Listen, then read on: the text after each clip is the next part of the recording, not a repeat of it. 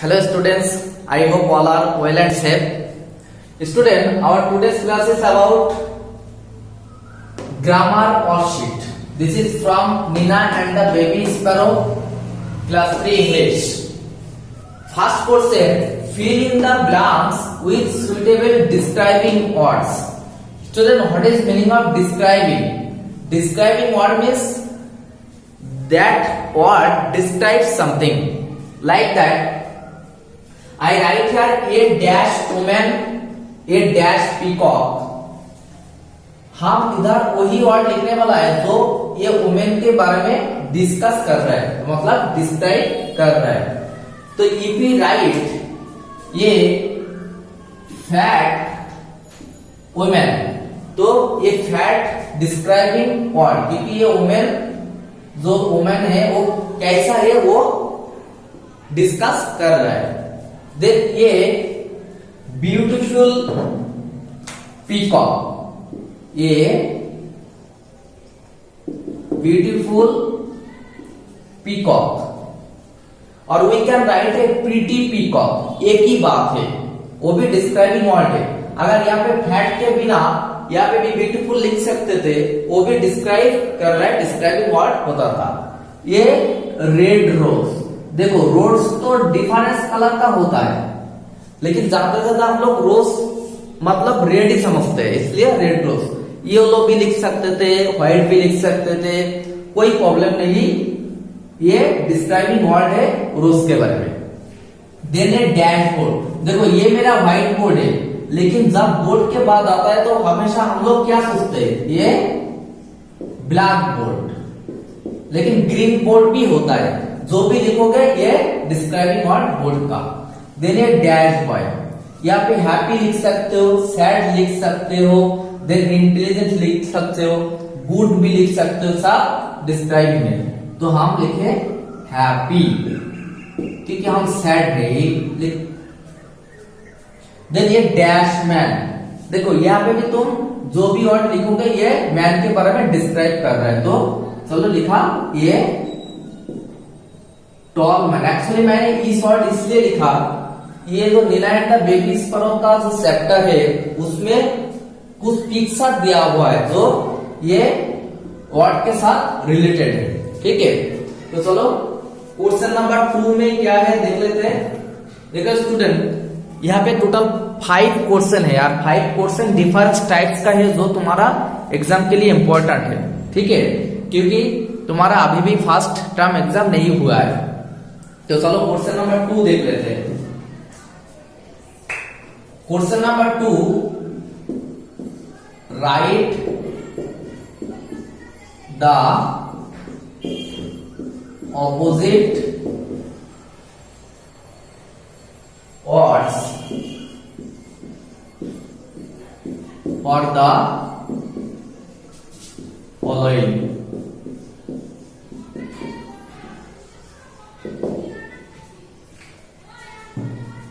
First word is happy, then open, easy, then fat, and another word is calm. Opposite means opposite विपरीत word, तो इसका difference meaning. तो happy, happy का difference opposite sad, open, open का close, easy, easy का hard, then fat, fat का thin. Fat mean मोटे या थिन मीन्स हल्के से पतला. और काम, गो. ये है क्वेश्चन नंबर 2. लिखते रहो. Okay student, now question number 3 I already written on the board. Write the past tense for the following. Past tense means you know that tense is 3 types: present, past and future. Ask is now its present form. but when it will be written past tense, then it will be asked. Then attend.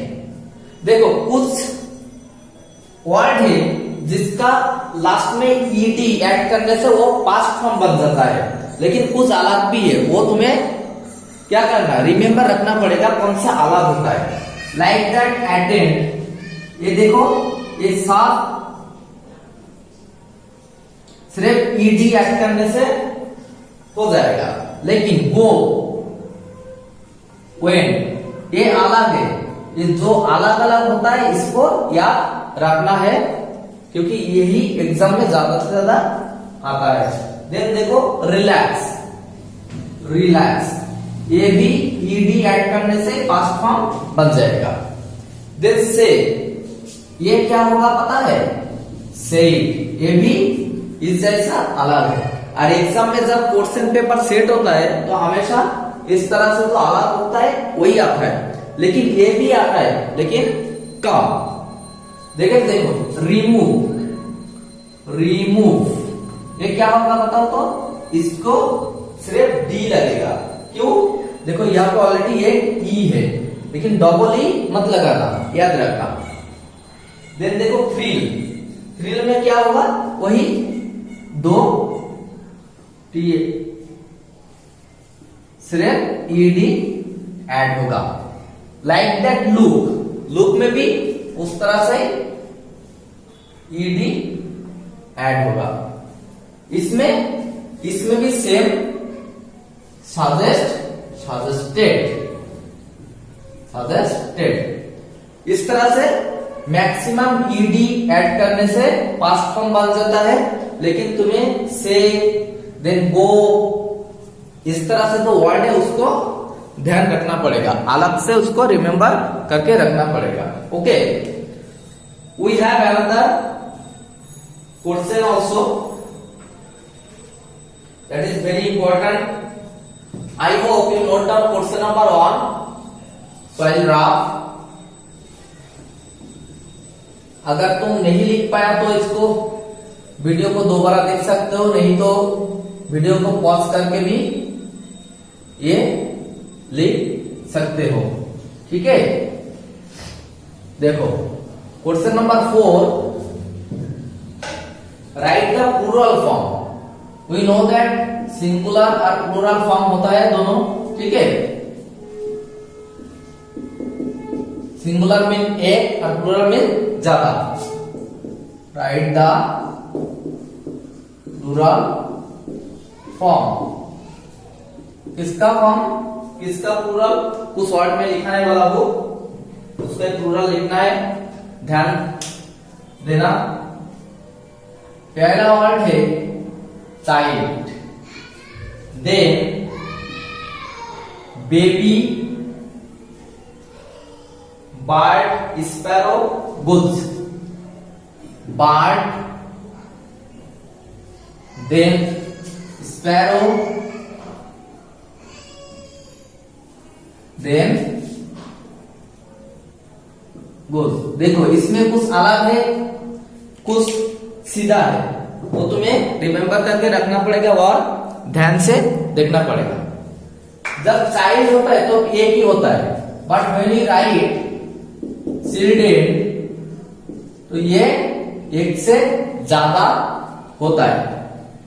Baby, baby में क्या होगा, babies, क्या होगा, babies. लेकिन देखो क्या तुम्हें याद रखना पड़ेगा, बी ए बी वाई, ये वाई निकल गया, यहाँ पे क्या आ गया, आई, ये ध्यान देना पड़ेगा।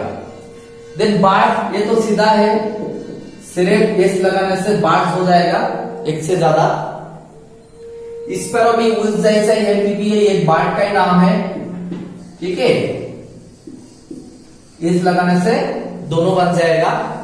लेकिन ए वाला एग्जाम में कौन सा आता है, ज्यादा से ज्यादा ये चाइल्ड आता है, गोज आता है, बेबी भी आता है, क्योंकि इसमें अलग है। गुज, ये क्या होगा, गुजेस नहीं होगा, ये होगा गिव्स, यस। ये दो ओ ई में बदल जाएगा, तब होगा ये plural form.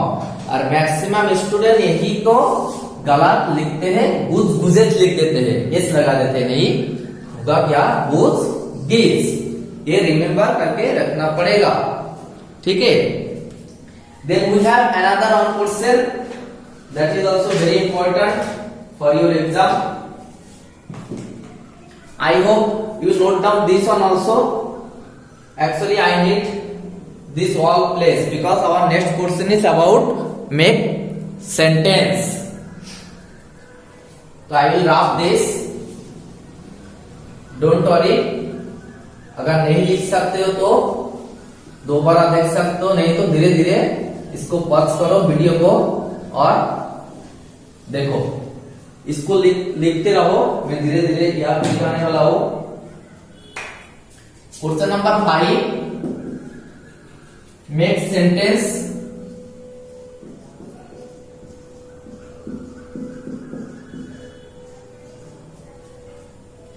sentences or the following words। मैं 5 वर्ड लिखाने वाला उसको सेंटेंस में बना दूंगा, लेकिन तुम्हारा ये होमवर्क रहेगा, जो वर्ड में लिखाने वाला हो उसी वर्ड से डिफरेंट सेंटेंस बना के मुझे कमेंट में लिख के दिखाना, ठीक है। यही तुम्हारा होमवर्क होगा। पहला वर्ड है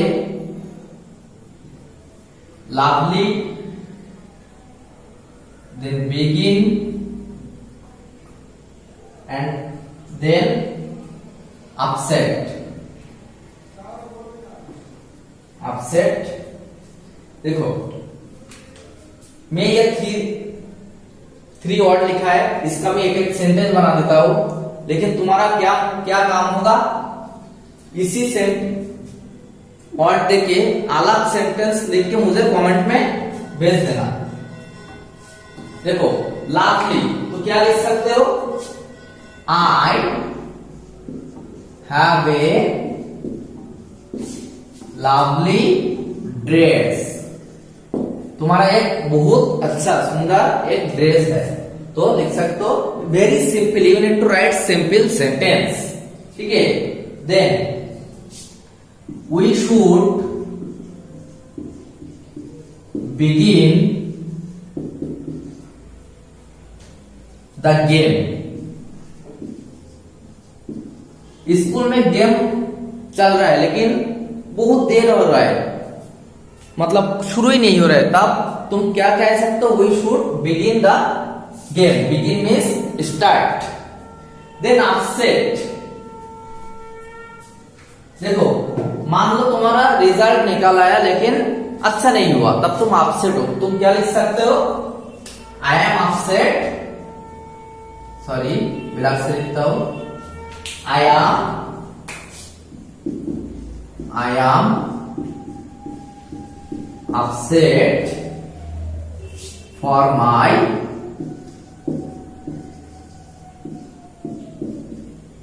रिजल्ट। मान लो तुम्हारा रिजल्ट आया, अच्छा नहीं हुआ ज्यादा, इसलिए मम्मी ने थोड़ा डांट भी दी है, तो इसलिए तुम अपसेट हो, दुखी हो, तो तुमने क्या लिखा, I am upset for my result, मैं मेरा रिजल्ट के लिए दुखी हूं, ठीक है। तो this is our total 5 question from grammar part from the chapter Neena and the baby sparrow, and you can use this grammar as a different types of exam, because ये ऐसा नहीं है जो सिर्फ नीना एंड बेबी स्पैरो के लिए है, क्योंकि ये वर्ड जो ग्रामर जो है ये तो हर जगह पे इस्तेमाल होता है, ठीक है। तो इसको अच्छे से नोट डाउन करो और इसको प्रैक्टिस भी करना, क्योंकि एग्जाम तुम्हारा समर वेकेशन के बाद ही होने वाला है, तो तुम्हें तो याद रखना ही पड़ेगा, ठीक है। तो if you like this class, if you can like, और तुम्हें अच्छा लगा तो इसको शेयर भी करो दूसरा फ्रेंड के साथ, तो they will be helpful also. And if you are new in this channel, you can subscribe the channel so you can got all the class up to date time.